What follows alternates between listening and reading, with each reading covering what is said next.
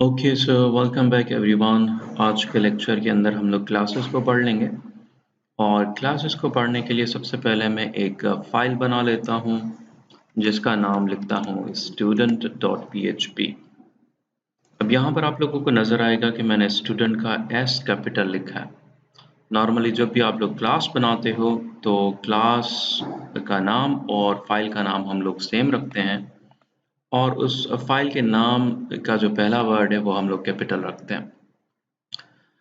इसकी वजह क्या है आगे चल के आप लोगों को पता चलेगा, क्योंकि आगे चल के हम लोग जब ऑटो क्लास लोडिंग का एक्शन परफॉर्म करवाएंगे तो उस वक्त ये हमें काम आएगा। फॉर नाउ अंडरस्टैंड दैट कि ये जो फाइल्स हैं बाकी नॉर्मल, उनसे इस फाइल को, क्लास वाली फाइल को डिफरेंशिएट करने के लिए मैंने एस को कैपिटल रखा है। तो ये रही हमारी फाइल और इस फाइल के अंदर अगर आपने क्लास बनाना है तो आप लोग कहोगे क्लास का कीवर्ड, लेकिन उससे पहले मैं PHP का टैग ऑन कर देता हूँ, क्वेश्चन मार्क एंड PHP। और क्लास का नाम हम लोग वही रखते हैं जो कि आपके फाइल का नाम होता है, तो देयर इट इज। और उसके बाद हम लोग ब्रैकेट्स दे देते हैं। नॉर्मली फंक्शंस जब भी हम लोग बनाते हैं तो ब्रैकेट कुछ इस तरह से आती है, लेकिन बेहतर ये है कि जब भी आप लोग क्लासेस बनाओ तो ब्रैकेट्स नीचे एंटर दबा के दो, ताकि ब्लॉक ऑफ कोड जो है वो आप लोगों को समझ में आए कि कहाँ से स्टार्ट हो रहा है और कहाँ पर एंड हो रहा है। वंस अगेन कोई ये हार्ड एंड फास्ट रूल नहीं है, सो ये आपकी अपनी चॉइस के ऊपर है, तो that is all up to you. लेकिन ये है कि अगर इस फॉर्मेट को आप लोग कंटिन्यू रखते हो तो आगे चल के फ्रेमवर्क्स में जो कोडिंग है या स्टैंडर्ड है जो कि कंटिन्यूअसली कैरी आउट किया जाता है तो उसमें आप लोगों को आसानी होगी। सो ये हमारा क्लास बन चुका है एक स्टूडेंट का। अब हम लोगों ने इस क्लास के ऊपर लेट्स से कोई template, let's say this class is a template, और इसके ऊपर हम लोगों ने कोई ऑब्जेक्ट्स वगैरह बनाने। तो जो क्लासेस हैं, जिस फाइल में आप लोग क्लास बना रहे हो उसी फाइल में आप लोग उसका object and instance of the class भी बना सकते हो। लेकिन आगे चल के मैं इन दोनों चीज़ों को तोड़ दूंगा, मतलब क्लास हम लोग और क्लास के फंक्शंस हम लोग एक फाइल के अंदर रखेंगे और जो आपके इंस्टेंसेस हैं, जो ऑब्जेक्ट्स हैं, वो किसी और फाइल में बनाएंगे जहां पर उनकी ज़रूरत होगी। फिलहाल के लिए मैं यहीं पर एक स्टूडेंट वन के नाम का इंस्टेंस बना लेता हूं और न्यू ऑब्जेक्ट एक क्रिएट कर देता हूं फ्रॉम स्टूडेंट क्लास, कुछ इस तरह से। अब कुछ जगहों पे आप लोगों को ब्रैकेट भी नज़र आएगी यूं इस तरह से। फिलहाल मैं इसके ऊपर नहीं आ रहा, तो लेट्स से कि मैं इस ब्रैकेट्स को हटा देता हूं और इसका यूजेज हम लोग बाद में देखेंगे। और यूं करने के बाद आप लोगों का एक स्टूडेंट वन ऑब्जेक्ट बन चुका है। इसको चेक करने के लिए हम लोग क्या करेंगे, हम लोग लेट्स से var dump करवा देता हूँ, var dump and dollar student one. इसे मैं सेव कर देता हूँ और इस फाइल को रीलोड करते हैं, दैट इज student.php, एंड आप लोगों को नजर आएगा कि ये ऑब्जेक्ट वन है फ्रॉम स्टूडेंट क्लास। आप एक और काम कर सकते हो, अगर मैं इसको कॉपी करूं और यहाँ पर आके पेस्ट करूं और अब इसका 2 कर दूं वैल्यू, यानी कि इस वेरिएबल का नाम कर दूं student2, और उसके बाद अगर मैं लेट्स से इसको var dump करवाऊं student2 को, इसको रीलोड करूं तो you will see another object from student class. तो ये दोनों अलग अलग ऑब्जेक्ट्स हमारे बन चुके हैं। अब कुछ प्रॉपर्टीज बना लेते हैं इनकी, और प्रॉपर्टीज जितनी भी हम लोग बनाते हैं बाय डिफॉल्ट वो पब्लिक होती हैं। तो अगर आप लोग पब्लिक मेंशन करो या ना करो, सीधा सीधा अगर कोई वेरिएबल मेंशन कर देते हो या प्रॉपर्टी मेंशन कर देते हो तो ये बाय डिफॉल्ट प्रॉपर्टी जो है वो पब्लिक होती है। तो अगर मैं इसे मिटा दूं तब भी ये पब्लिक ही है, लेकिन हम लोग इसको पब्लिक मेंशन करवाते हैं। सो देयर इट इज, आप लोगों का पब्लिक एक प्रॉपर्टी आ चुकी है। अब इस प्रॉपर्टी के अंदर अगर वैल्यू कोई स्टोर करवानी है तो हम लोग क्या कर सकते हैं, हम लोग कुछ इस तरह से कर सकते हैं कि dollar student one and then this arrow, और डॉलर के बगैर आप लोग नेम डिफाइन करोगे एंड देन इसके अंदर कोई वैल्यू डाल दोगे। तो मैं यहाँ पे वैल्यू डाल देता हूँ दिस इज टेक टाइम। मैं इसे सेव करता हूँ, सेमीकोलन लगा देते हैं यहाँ पे, और ये जो सेकंड ऑब्जेक्ट है इसको फिलहाल मैं कमेंट आउट कर देता हूँ।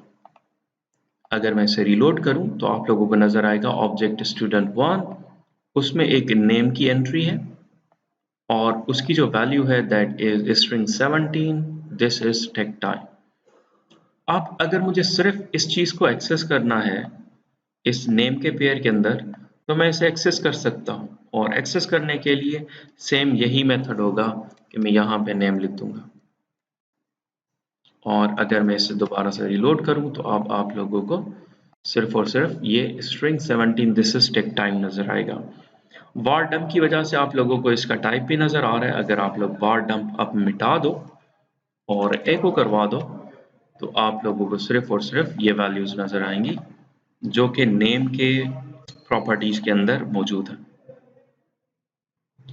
अब आप लोग एक और काम कर सकते हो। फॉर एग्जाम्पल अगर मैं ये चीज मिटा दूं, यहाँ पर इसे कमेंट आउट कर देता हूँ। चलो ये मैंने कमेंट आउट कर दिया। अब अगर मैं इसको एक्सेस करूंगा तो मुझे कोई भी वैल्यू नजर नहीं आएगी, पर मैं इस पर डिफॉल्ट वैल्यू लगा सकता हूँ। मैं यूं कह सकता हूँ दिस इज डिफॉल्ट वैल्यू। इसको मैंने सेव किया, इसे मैंने रीलोड किया, ये रही डिफॉल्ट वैल्यू। पर अगर मैं इसे एक्टिव कर दूं वंस अगेन लाइन नंबर 9 को अनकमेंट कर दूं, सेव करूं, और अब अगर इसे रीलोड करूं तो वो डिफॉल्ट वैल्यू आप लोगों की ओवरलैप हो जाती है। ठीक है, तो ये वाली जो वैल्यू है डिफॉल्ट वो खत्म हो जाएगी। अच्छा, अब ये ज़रूरी है कि किसी भी वेरिएबल को जब आप लोग यहाँ पर यूज़ कर रहे हो आउटसाइड ऑफ द क्लास, तो वो प्रॉपर्टी पहले से मेंशन होनी चाहिए इनसाइड ऑफ द क्लास। पर इवन अगर कोई प्रॉपर्टी मेंशन नहीं है, फॉर एग्जांपल मैं अगर कह देता हूँ student1 and then age equals to let's make it 15। ठीक है, अब अगर मैं इसको एक्सेस करना चाहूँ एज को, मैं नेम को हटा देता हूँ और सीधा सीधा एज को एक्सेस करता हूँ। इसे सेव करता हूँ और अब अगर मैं रीलोड करूँ तो मैं एज की प्रॉपर्टी को एक्सेस कर पा रहा हूँ। हालांकि ये जो एज है ये यहाँ पर क्लास के इंस्टेंस के अंदर मेंशन नहीं है, पर ये चीज़ करना, ये कन्वेंशन जो है वो सही नहीं है, और बेहतर ये होगा कि आप लोग इसको मेंशन करवा दो पब्लिक $एज। अब इससे क्या हुआ, जो हमारा VS कोड है वो हमें पहले तो एरर दे रहा था यहाँ पर एज का, लेकिन फिर भी हमारी वैल्यू एग्जीक्यूट हो रही थी। लेकिन अब वो जो कंप्लेन थी इसकी VS कोड की वो अब रिमूव हो चुकी है। हमारे पास कुछ ऐसे भी एडिटर्स हैं जो कि आप लोगों को इस तरह की जो वार्निंग है वो लोग नहीं देते, या इस तरह की जो है वो एरर आप लोगों को डिस्प्ले नहीं करवाते। ठीक है, तो बी माइंडफुल ऑफ दैट कि भाई इस तरह से हम लोग कर सकते हैं, लेकिन इट इज़ मच बेटर कि उस प्रॉपर्टी को आप लोग क्लास के अंदर ज़रूर मेंशन करवाओ। Okay, once it is done, हम लोग अब ये जो इंस्टेंसेस हैं, ये जो ऑब्जेक्ट्स हैं, इनको यहाँ से निकाल देते हैं। हम लोग क्लास यहीं पर इस्तेमाल करते हैं और ऑब्जेक्ट्स किसी और फाइल में यूज़ करते हैं। तो मैं एक और फाइल बना लेता हूँ, उस फाइल को नाम दे देता हूँ my creation.php, और my creation के अंदर मैं पेस्ट करवा देता हूँ उस कोड को, क्वेश्चन मार्क PHP कर देता हूँ ताकि ये PHP स्टार्ट हो जाए, और इस फाइल को रिक्वायर कर लेता हूँ student.php की फाइल को। तो उसके लिए मैं कहूँगा कि भाई रिक्वायर करो student.php की फाइल को, सेव इट। अब अगर मैं इसे रीलोड करूँ तो once again let's say what it is, यहाँ पर हमारे पास जवाब नहीं आया क्योंकि हम लोग student.php को एक्सेस कर रहे हैं। हम लोगों को अब एक्सेस करना होगा my creation को, और यूज सिर्फ हम लोग student.php को कर रहे होंगे। तो मैं यहाँ URL के अंदर अब student.php लिखने के बजाय लिखूंगा mycreation.php और इस तरह से आप लोगों को ये वैल्यू नज़र आना शुरू हो जाएगी। अगर आप लोग स्टूडेंट का नाम भी चेक करना चाहो तो अगर मैं अब रीलोड करूं तो आप लोगों को नज़र आएगा this is tech time and 15 क्योंकि मैंने ये जो कमेंट था, ये जो लाइन थी जो कमेंटेड थी उसको अनकमेंट कर दिया। So pretty simple.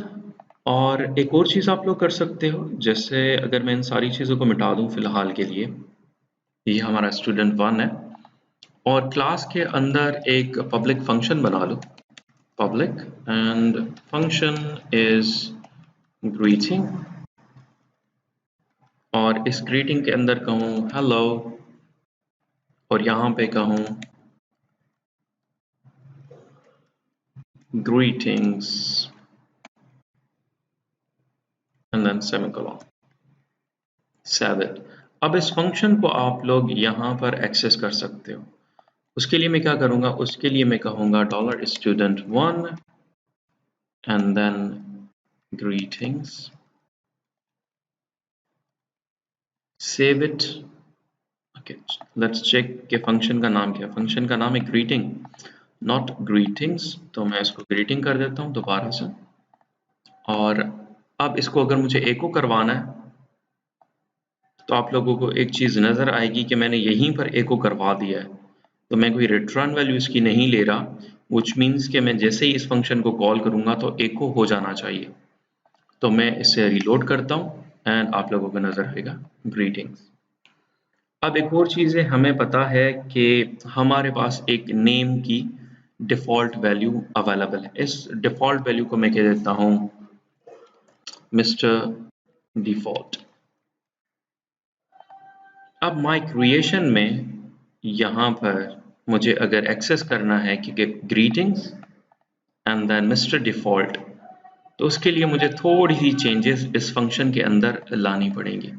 मैं यहाँ पर आके इस वेरिएबल को एक्सेस कर सकता हूँ और अगर इस वेरिएबल को किसी ऑब्जेक्ट के अंदर एक्सेस करना है तो उसके लिए मैं कहूँगा $this and then name, save it. अब अगर मैं इसे रीलोड करूं तो आप लोगों को नजर आएगा ग्रीटिंग्स मिस्टर डिफॉल्ट। अब आगे चल के अगर आप लोग यहाँ पे $student1 का एक नया नेम सेट कर देते हो और उसको नाम कहूँ कि भाई मिस्टर अबरार हुसैन, सेव कर दें इसे।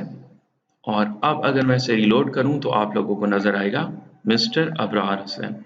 इसी तरह से अगर आप लोग कोई और इंस्टेंस बना लेते हो, कोई और ऑब्जेक्ट बना लेते हो, तो कुछ इस तरह से, और उसका जो नाम है लेट्स से student2 जो है $student2 और इसका नेम आप लोग कह देते हो इक्वल्स टू बसीर।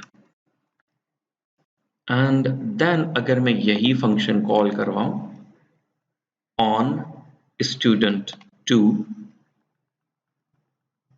ये वाला फंक्शन दोबारा से कॉल करवा लिया, दैट इज ग्रीटिंग, लेकिन इस बार हम लोगों ने इसको कॉल करवाया है student2 के ऑब्जेक्ट के ऊपर और student2 का जो नाम है वो बसीर है।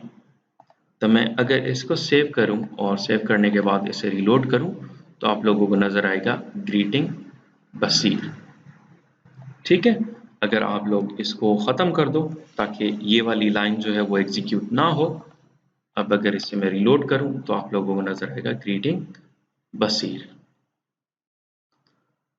इनकी रिटर्न वैल्यूज के ऊपर भी काम कर सकते हो, लेकिन उससे पहले मैं आप लोगों को एक और चीज़ बता देता हूँ, दैट इज कंस्ट्रक्टर। तो कंस्ट्रक्टर के लिए मैं सबसे पहले एक फंक्शन बना लेता हूँ, तो public and then function underscore construct.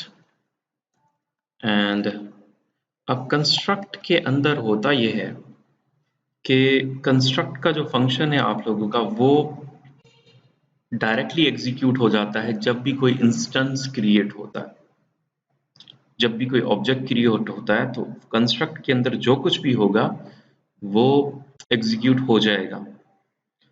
तो इसको समझने के लिए ना मैं यहाँ पर इन वैल्यूज को ख़त्म कर देता हूँ, ठीक है, और इन वैल्यूज को भी ख़त्म कर देता हूँ। तो हमारे पास सिर्फ और सिर्फ हम लोगों ने ये जो स्टूडेंट के ऑब्जेक्ट्स हैं वो क्रिएट किए हैं, सीधे सीधे 2 स्टूडेंट के ऑब्जेक्ट क्रिएट किए हैं और मैं इसको मिटा देता हूँ। हालांकि इसको हम लोग कॉल ही नहीं कर रहे, तो भले ये पड़ा रहे कोई फर्क नहीं पड़ता, ठीक है।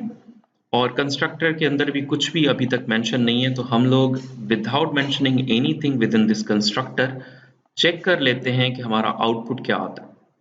तो मैं यहाँ पर आके इसको करता हूँ रिलोड। आउटपुट आप लोगों का कुछ भी नहीं आएगा, यही हम लोग एक्सपेक्ट कर रहे थे। और अब अगर आप लोग यहाँ पर एको करवा दो, अच्छा, एको I will be executed no matter what, and then इसे सेव कर दें। सेव करने के बाद अगर मैं एग्जीक्यूट करूं, क्योंकि हम लोगों ने देखा है कि हम लोगों ने 2 बार ऑब्जेक्ट को चलाया है, तो हम लोग ये एक्सपेक्ट कर रहे हैं कि ये कंस्ट्रक्टर 2 बार चलेगा। तो मैं इसको जो है वो एग्जीक्यूट करता हूं and there it is, I will be executed no matter what, I will be executed no matter what. तो ये हमारा जो है वो 2 बार एग्जीक्यूट हो चुका है। अब मैं इसको मिटा देता हूं और आप लोगों को एक और चीज समझा देता हूं। यहाँ पर पहले मैंने आप लोगों को बताया था कि हम लोग यहाँ पे ब्रैकेट्स भी देते हैं, ठीक है। अब इन ब्रैकेट्स के यूज को देखने के लिए मैं यहाँ पर कह देता हूँ let's say name, dollar name, और यहाँ पर मैं कह देता हूँ कि भाई डॉलर दिस, एंड नेम की जो प्रॉपर्टी होगी वो वही होगी जो कि कंस्ट्रक्टर के अंदर डिफाइन की जाएगी, यानी कि यहाँ पर डिफाइन की जाएगी, वो वैल्यू पास होगी कंस्ट्रक्टर में यहाँ पे, और वही दिस नेम की वैल्यू बन जाएगी। और यहाँ पे मैं एको करवा देता हूँ, echo this program is being run by, और यहाँ पे मैं कह दूंगा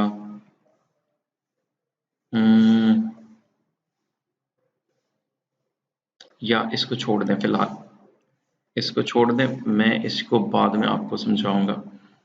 फिलहाल हम लोग क्या कर रहे हैं, हम लोग सिर्फ और सिर्फ दिस नेम के ऊपर यू नेम करवा रहे हैं। मैं यहाँ पे आ जाता हूँ और यहाँ पर आके नेम करवा देता हूँ अबरार, ठीक है। अब क्योंकि ये वाली वैल्यू जो है वो मैं एको नहीं करवा रहा, विच मीन्स कि ये कंस्ट्रक्टर के अंदर सेव हो रही है, और अगर मैं इसको एको करवाऊं तो ये वाले वैल्यू मुझे नज़र आनी चाहिए। ये नेम में जो भी स्टोर हो रहा है वो मुझे नज़र आना चाहिए, और नेम में मैं यहाँ से डायरेक्टली स्टोर करवा रहा हूँ अबरार। तो मैं इसे एको करवा देता हूँ, एको dollar student 1, and then let's reload it. Okay, we cannot use echo on object, we can only use, so we cannot use echo on class, but we can use var dump here and save it. Save करने के बाद अगर मैं इसे reload करूं, you will सी कि भाई हमारा जो नेम है that is Abrar, and age का जो फैक्टर है दैट इज नल। अब अगर वार डंप यहाँ पे नहीं करवाना चाहते, डायरेक्टली एको इस वाली चीज को चलाना चाहते हो, तो you will have to define the echo statement in here, और फिर इसी तरह से आप लोग वैल्यूज को एक्सेस कर सकते हो। तो आज के लिए इतना ही। Thank you very much, see you in the next class.